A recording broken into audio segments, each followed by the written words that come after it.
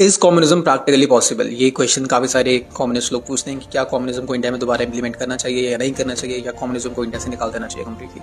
तो इंडिया में जो कम्युनिज्म है वो अभी सिर्फ एक स्टेट में रह गया, दैट इज केरला। वहाँ पे कम्युनिस्ट पार्टी रूल करती है। प्रॉब्लम केरला में ये आ रही है कि केरला में अब एम्प्लॉयमेंट रेट जो है वो डिक्लाइन पे है। क्यों डिक्लाइन पे है? क्योंकि जो एमएनसीज हैं वो कम्युनिज्म के चलते हुए वहाँ पे इन्वेस्ट नहीं करना चाहती हैं। क्यों नहीं इन्वेस्ट करना चाहती हैं? बिकॉज एमएनसीज को, जो भी बाहर की कंपनीज हैं, उनको एक ऐसा इन्वायरमेंट चाहिए होता है जो एक कैपिटलिस्ट इन्वायरमेंट हो, जहाँ पे आप इन्वेस्ट कर सको, जहाँ पे आप पैसा लगा सको और कोई स्ट्रिक्ट लॉज ना हो उसको बांधने के लिए। केरला में फिलहाल तो ऐसा नहीं है। दिस इज वाई केरला की जो करंट गवर्नमेंट है वो हो सकता है पॉसिबली चेंज हो जाए। तो कम्युनिज्म के रूट्स जान लेते हैं पहले। कम्युनिज्म कहाँ पे इंप्लीमेंट हुआ और कहाँ कहाँ सक्सेसफुल रहा। तो कम्युनिज्म सबसे पहली बार 1910 और 1920 में रशिया में आया। तो रशिया में इसको लिख रहा है व्लादिमीर लेनिन। लेनिन के नाम पे communism is very famous. Lenin और मार्क्सिस्ट फिलॉसफी को लेते रहते सोवियत यूनियन आगे बढ़ा। तो सोवियत यूनियन ने सबसे पहली चीज़ क्या करी? दो सबसे इंपॉर्टेंट चीज़ थी जो सोवियत यूनियन ने करी।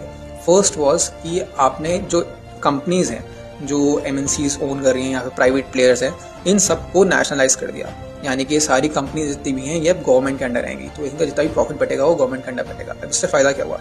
जो भी प्रॉफिट आएगा उसको रीएलोकेट किया जाएगा दोबारा से सोसाइटी के विद। सेकंड चीज़ इन्होंने करी कि इन्होंने लैंड एक्वायर कर ली, जितने भी प्राइवेट प्लेयर्स के पास लैंड थी।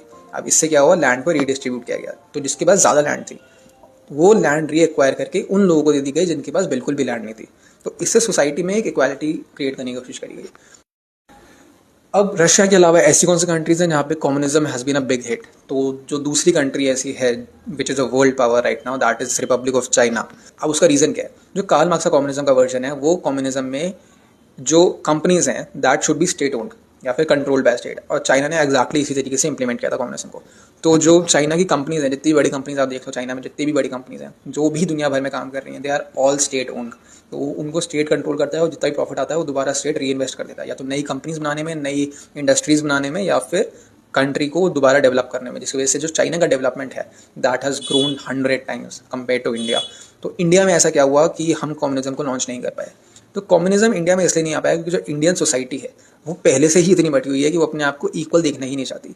तो अगर लैंड एक्विजिशन जो इंडिया में भी हुआ था post independence, right after independence, India में जो लैंड थी वो एक्वायर कर ली गई थी और उन लोगों को दे दी गई थी जो जिनके पास कम लैंड है। तो इसमें भी इंडियन लोगों ने इतनी ज़्यादा बदतमीजी दिखाई थी कि उन लोगों ने अपने रिलेटिव्स को ही लैंड पहले से ही बेच दी कि सारी लैंड हमारे नाम पे ना हो, ताकि हमारी लैंड एक्वायर ना कर पाए कोई। जिसकी वजह से अब जो गरीब है उसके पास पहले से भी ज़मीन नहीं थी और अब भी ज़मीन नहीं है, क्योंकि अब जो ज़मीन उसके पास होनी चाहिए थी वो जो लैंड ओनर है उसने अपने किसी रिश्तेदार को बेच दिया जिसके पास ज़मीन नहीं थी। तो अब वो जो लैंड है वो उसी फैमिली में है, तो वो अब आपको नहीं मिलेगी। तो ऐसे ही बहुत सारी चीज़ें हुई थी, क्योंकि इंडिया में सोशल डिस्पैरिटी और जुगाड़ इतना चलता है कि इंडिया में कम्युनिज्म को आप ढंग से कभी नहीं